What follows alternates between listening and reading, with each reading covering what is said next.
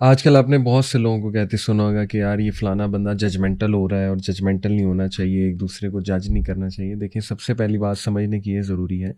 کہ judgment is natural, اور ہم سب کا برین ڈیزائن بھی کچھ اس طرح سے ہوا ہے کہ چاہتے ہوئے نہ چاہتے ہوئے ہم ججمنٹس تو پاس کرتے ہیں، اور ہم جج تو کر رہے ہوتے ہیں اوبیسلی۔ جیسے کہ حضرت عمر صلی اللہ عنہ نے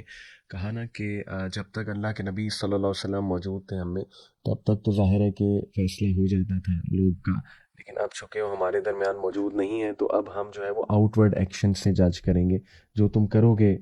لوگوں کے سامنے، اس سے تمہیں جج کیا جائے گا in light of Quran and hadith. تو اس کا تو یہ مطلب ہے کہ ججمنٹ کو کمپلیٹلی ختم نہیں کیا جا سکتا ہے، لیکن اس کا یہ بھی مطلب نہیں ہے کہ انسان ہر ایک کو جج کرنے لگے، اور اس لیول پہ جج کرنے لگے کہ انسان خود ہی سے فیصلہ کرنے لگے کہ یہ بندہ گمراہ ہے، یا یہ بندہ اللہ معاف کرے، اس لیول پہ چلے جائیں ہم کہ یہ بندہ تو کافر ہے، یا یہ بندہ تو جہنم میں جائے گا۔ تو یہ ایک نیگیٹو رویہ ہو جائے گا۔ اصل میں ہمیں جو حکم دیا گیا ہے، ہمارا جو سلیبس ہے، وہ یہ ہے کہ ہم اللہ سبحانہ تعالیٰ کا دین لوگوں تک پہنچائیں، لوگوں کو نصیحت کریں، واعظ و نصیحت کریں۔ اور جہاں تک ہدایت کی بات ہے، ہدایت اللہ سبحانہ تعالیٰ کے ہاتھ میں، اور ہم کوئکلی کسی کو جج نہ کر لیں۔ انفارچونیٹلی ہماری سوسائٹی میں ہم کسی کا لباس دیکھ کے اسے جج کر لیتے ہیں، یا کسی کی ایک آدھی بات سن کے جو ہے نا اس کو جج کر لیتے ہیں، اور فوراً سے ٹیگ لگا دیتے ہیں۔ کہ مثال کے طور پہ ہم کسی کو پینٹ شرٹ میں دیکھیں گے، ہم کہیں گے کہ یہ تو لبرل ہے،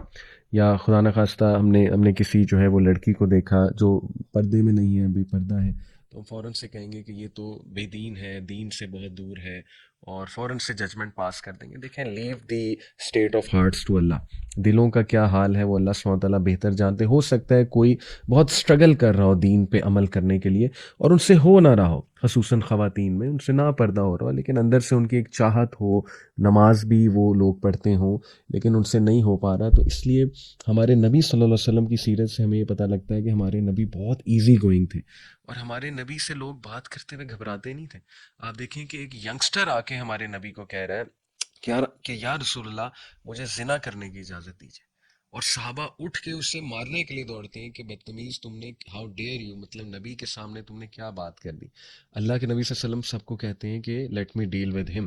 اور اللہ کے نبی صلی اللہ علیہ وسلم بہت پیار سے پھر اس کو کاؤنسل کرتے ہیں، اس کو سمجھاتے ہیں۔ اس سے ثابت یہ ہوا کہ صحابہ نبی صلی اللہ علیہ وسلم اتنے اپروچیبل تھے، اتنے ایزی گوئنگ تھے، اور بالکل بھی جج نہیں کرنے والے تھے، کہ صحابہ ان سے بڑی بڑی باتیں جو ہے وہ سوالات کر لیا کرتے تھے، کیونکہ انہیں پتا تھا کہ نبی صلی اللہ علیہ وسلم ایک انتہائی شفیق انسان ہے، اور وہ مخلص ہیں انسانیت کے ساتھ۔ تو اس لیے یہ والی جو ججمنٹ ہے یہ نیگیٹو ہے، اور اس حوالے سے میں کچھ سجیشنز بھی رکھوں گا۔ دیکھیں، سورہ حجرات میں بھی اللہ سبحانہ تعالیٰ نے ہماری بہت تربیت کی کہ ایک تو لوگوں کی ٹو میں نہ لگو کہ فلانا کیا کر رہا ہے، لوگوں کو اتنی جلدی کوئکلی جج نہ کرو، لوگوں کے بارے میں انسینسٹیو جوکس نہ کریک کرو اتنی جلدی، بلکہ یہ جو قرآن کا حکم ہے کہ یا ایھا الذین آمنوا اتقوا اللہ وقولوا قولا سدیدا، یہ جو قولا سدیدا ہے اس کا مطلب ہے کہ انصاف پر مبنی بات کرو۔ ہم کسی کے بارے میں کوئی فیڈ بیک دیتے ہیں یا ججمنٹ دیتے ہیں نا، تو کبھی کبھی ہماری اندر کی وہ جو خار ہے، اللہ معاف کرے، وہ باہر آ رہی ہوتی ہے۔ تو کسی کے بارے میں کوئی بھی بات کرنے سے پہلے ہمیں انصاف پر مبنی جو ہے وہ بات کرنی چاہیے، یہ بہت ضروری ہے، اور سویپنگ ججمنٹس نہیں دینی چاہیے۔ اور